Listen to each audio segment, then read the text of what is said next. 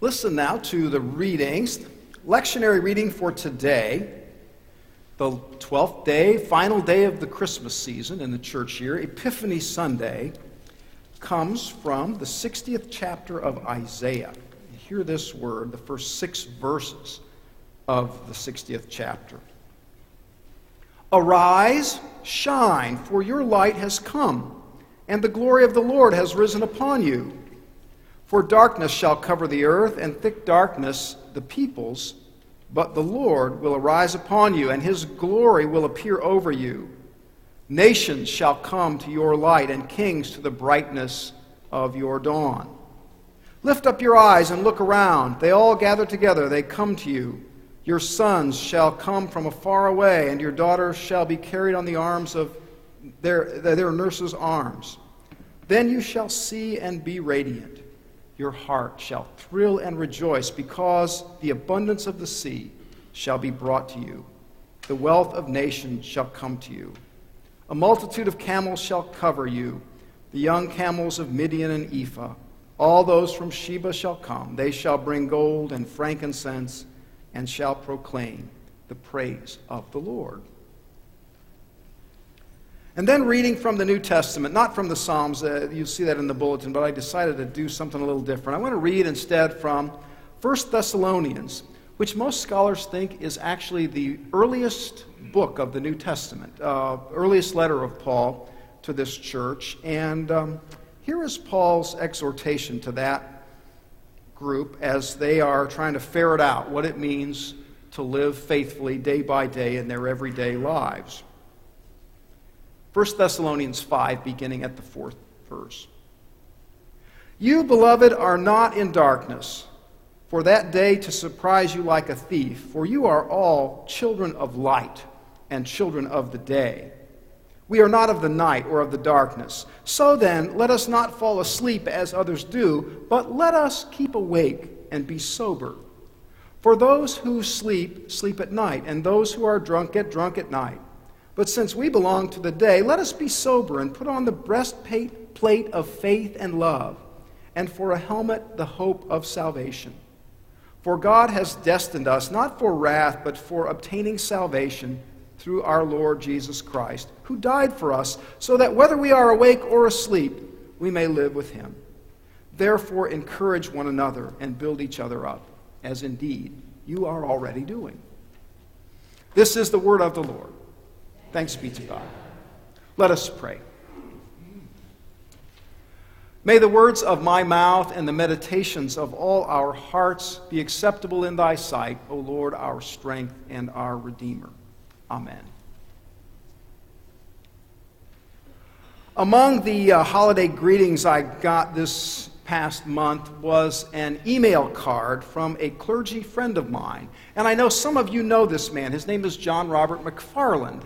John McFarland, in fact, was for a number of years the head of the director of the Wesley Foundation over across town at ISU. But he and his wife Helen have, for a number of years, been retired, and they live now up in the far northern hinterlands of the Upper Peninsula of Michigan. Probably there looks the same out their window as it does here today.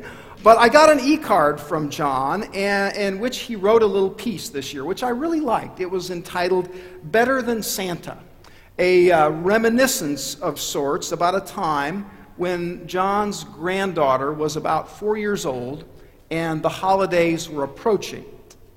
And according to John, with that characteristic honesty that small children seem naturally to come by, his granddaughter, little 4-year-old Katie, said to her mother, John's daughter, "You know, Santa and Grandpa are a lot alike. Santa has a bald head, and Grandpa has a bald head. Santa has a white beard, and Grandpa has a white beard. Santa brings toys, and Grandpa brings toys. But Grandpa is better." And her mom said in response, "Well, I think so too, honey, but why do you think Grandpa is better than Santa?" And her answer was, "Because when the presents are open, Grandpa stays and plays." And John with a little comment, said, that to me is the message of Christmas.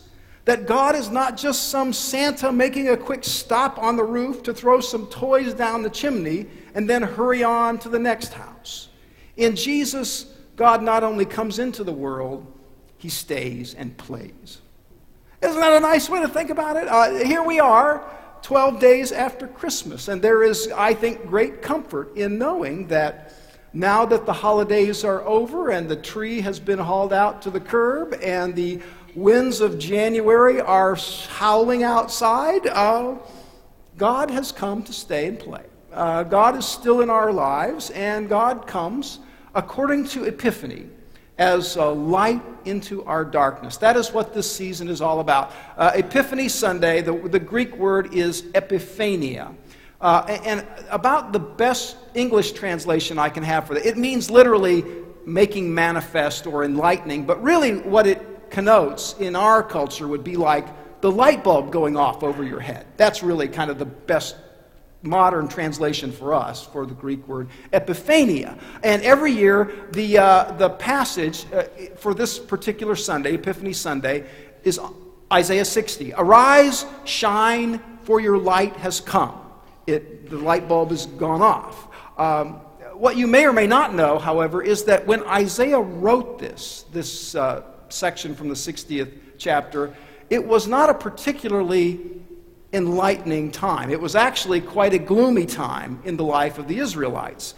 They had just returned to their homeland after years of being in exile. You may remember they were freed by Cyrus, who was a secular person, but actually quite a decent person, and he had freed them to return home to Jerusalem, and they were beginning the process of rebuilding. Not only had the city of Jerusalem been largely destroyed when the Babylonians overran it, but the temple had been utterly destroyed, all the way down to the foundations. And so they were in this process of rebuilding and had found everything in ruin, and there was a kind of a collective malaise or depression that was going on in trying to rebuild. This will never be as good as it was. What does it say about God that these Babylonians, these heathens, could come and tear the temple utterly down? He did nothing to stop that. And so you get the sense that this is not by any means a cheery time in the life of Israel, but nonetheless, Isaiah addresses them. And in that little 60th chapter, he's very realistic about the fact that it's not all sweetness and light for them. Darkness shall cover you, he says, and thick darkness the people, but the Lord will rise upon you, and the glory shall appear over you. Lift up your eyes and look around. See and be radiant. Your heart shall thrill and rejoice. I mean, that's the core of the message, I think, that Isaiah wants to get across. That how do you find hope in a world where the Messiah has come, but there's still a lot of gloom and a lot of darkness? Well, the first thing you need to know is that the coming of the Messiah means not so much that the world is different, but that you can be different. I mean, that's really the core of the matter. How do we find light? How do we live hopefully? First thing you got to know is that Christmas transforms us before it transforms our circumstances. It redeems us and makes us new. And so even though the world doesn't look all that changed, we can be changed. I think that's kind of the core of the message. Even though wars still go on, the cold days of January are still ahead, all of the warm glow of Christmas is over, doesn't mean, Isaiah says, you can't lift up your eyes and be radiant. Doesn't mean that you can't be different. And I was thinking about that message just in light of who has interpreted that in a helpful way in modern life. And one of the things I was reminded of, I went back to my shelf and I pulled off the book, The Road Less Traveled by Scott Peck. Do you remember that book? It has the distinction, The Road Less Traveled, of the book that was on the New York Times bestseller list for the longest time. It was almost 10 years on the New York Times bestseller list. And it was written by a psychiatrist, M. Scott Peck is his name. And the book, if you remember it, it caused a little bit of a stir when it was first published because it was unusual for a psychiatrist, especially in those days, to give positive credit to religion. I mean, generally speaking, it was assumed that psychiatry was, that you could expect psychiatrists to kind of poo-poo lives of faith and say, that's kind of a superstitious way of approaching your life, and you need to be more rational. Psychiatry was generally labeled as anti-religious, and as a result, I think, partly of seeing so many lives messed up by negative and oppressive religion, the religion that kind of teaches God is most primarily interested in your faults and the things you do wrong, and God is the one who's kind of shaking his finger at you all the time and ready to judge all your mistakes. A lot of folks thought that was all there was to religion, but Scott Peck, in the book The Road Less Traveled, pointed to the healing power of positive religion to kind of have the light go off over you in the midst of difficult circumstances. And in fact, in the book, I reread some of it this week just because I was interested in this whole idea. Peck compares healthy religion to being like a force of nature that seeks to heal and redeem even when we're not looking at it. He says it's a little bit like the immune system in our bodies. Everybody has this defense mechanism that's built into life, and we tend to take it for granted.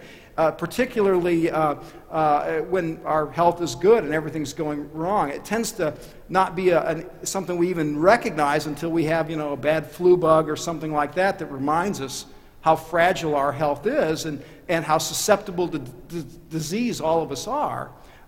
Yet, Peck says, whether we recognize it or not, all the while, whether we know it or not, there is this force for good at work inside of us. It's instilling health, and it's giving us strength, and it's moving us forward positively, even though we don't recognize it.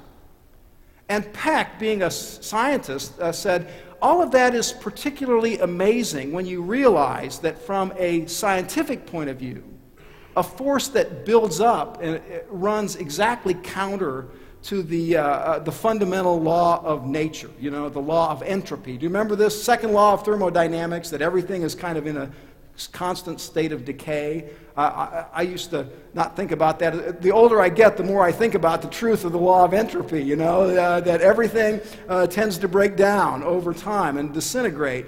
It's supposed to do that, science predicts. It moves everything toward greater randomness and deterioration. It's a law of nature you can count on and expect. But Peck says, that doesn't take into account the fullness of reality, because there is this other, less talked about power that is also profoundly real, and it counters entropy, the law of thermodynamics that says we're all breaking down. It's a power that builds up and heals and recreates, and it's absolutely as real as the power of deterioration. And he says, in psychiatry, it's sometimes very easy to point to a condition that led to somebody's illness. He says we can sometimes actually kind of almost pinpoint an exact incident in a person's life that causes them to get off the track and kind of go wrong in their life. And if you're like me, maybe you've done some speculation like this before with people you know. I think in some ways, all of us are kind of armchair psychiatrists once in a while. Well, somebody we know does something foolish or gets off the track, and we say, what was going on with them that they would make that kind of decision, that they would make that kind of choice? What caused them to have this trouble? I think in some sense we all tend to be experts at that. But what we can't predict, what we can't explain, and this is what I like about Peck's observation, is why some people buck the law of entropy and are able to change and get better and get back on the track and be healed and grow up. That happens just as surely as we're standing here. And it happens by this force we call grace, the light of God. And Peck, the scientist, said it's clear that when this power comes into play, it's stronger than the power of decay. That's the part I find very interesting. It's stronger than the power of entropy. And in the book, he tells a story of a man who came to see him once. The man had a problem, and Peck, the psychiatrist, was very readily able to kind of help him work through that problem. It didn't take much to get him straightened out with that. And he wasn't particularly sick at all. But Peck said, when I learned his story, I thought, he should be sicker than he is, given what's happened to him in his life. And he tells the guy's story. He was born in a slum on the south side of Chicago. His mother was unmarried and also had physical challenges. She was deaf and she was unable to speak. And so here she is in this absolutely difficult, kind of violent and tenuous environment with these challenges, trying to raise a child. And at the age of 5, the authorities kind of decided she wasn't able to parent him sufficiently, this young child, and so the state took the child away and put him into foster care because his mom wasn't able to care for him, and so he goes to a series of foster homes where he got almost no affection or no attention. And then at 15, he had a brain aneurysm, which left him paralyzed for 2 years or nearly so, and when he got better from that, the only people who would take him in were people who were connected to gangs, and so he got involved in crime, petty crimes, and was arrested for an assault and put on probation. And finally, when he was finished with his probation, he was given a job as a stock clerk in a grocery store. And Peck tells that story, and he said, if that's all you knew about this guy, you could pretty well predict what the rest of his life would be like. He says, I bet you everybody who reads this could write the scenario of how this life was going to unfold as an adult, that it wouldn't be particularly good for anybody. But you'd be wrong, because it turned out in a wonderful way. He became really adept as a stock clerk in this store, and he became successful in the store and then in the larger company. And in time, he left and started his own company at which he was equally successful. And he became interested in the arts and ideas and became a benefactor in his community for the arts. And he said, Peck in the book said, if this guy had messed up his life, we could have explained it very easily. We could point to the multiple reasons why it was so. But he succeeded. And there's only one way you can explain that: the power of grace that runs absolutely contrary to the power of decay and difficulty. Somehow, it was as if he heard a voice within him saying basically what Isaiah said: arise, shine, for your light has come. And he got up and responded. And I would suggest, I tell you that story because I think that's really at the heart of the whole Epiphany season and what Epiphany Sunday is all about. Epiphany's message, in a nutshell, is that, as Peck says, the world is divided. There is this world of darkness and entropy and decay. Things are always disintegrating and breaking down. That's the world that brings depression and stuckness and the idea that, the future is just going to be a continuation of a past that's not been all that great for us, and things aren't going to get better. There's that world. That's a real world, and it's all around us. Even though Jesus has come, still all those things go on in the world that are difficult. But that's not the only world. That's Epiphany's message. There is the different world, the world of light, and the world of reconciliation and forgiveness and grace. And every day we have this choice to make. That's what Paul was getting at in that letter to the Thessalonians. You have a choice to make. Which world are you going to respond to as the primary source of your orientation? Are you going to choose to be part of the healing world or part of the decaying world? And the implication Paul has is pretty clear. When we make the choice to be children of light, using his formula, then even though we're imperfect people, we get captured by something that makes all the difference in the world and what life comes to mean. We become able to elevate ourselves so we aren't victims of circumstances. By God's grace, when you see people who are living as children of light, in religious circles we call this transformation. When you see transformed people, they're able to do things that other people can't do. They're able to respond to adversity in ways that other people can't do it. And you say, wow, they got such endurance and they got such resilience. People who suffer defeat and they get back up and they keep going. It's exactly like the guy in Peck's story, a voice came to them. Arise, shine, for your light has come. And they got up and they followed.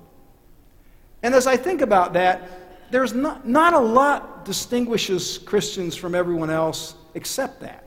The capacity to choose to be children of light and to follow that power that is so real to build up and to move against the current of decay and depression and stuckness. It is, practically speaking, I think, the way of making faith come alive and real in a world so in need of hope and building up. And today, on this first Sunday of the new year, I would say the time to recommit yourself to that is now. There's no better time. Wesley said, every year we have the chance to choose who we will serve and how we will orient our lives. And my prayer is that this day and every day, you will commit yourself to live as a child of light. The time to make that decision is today.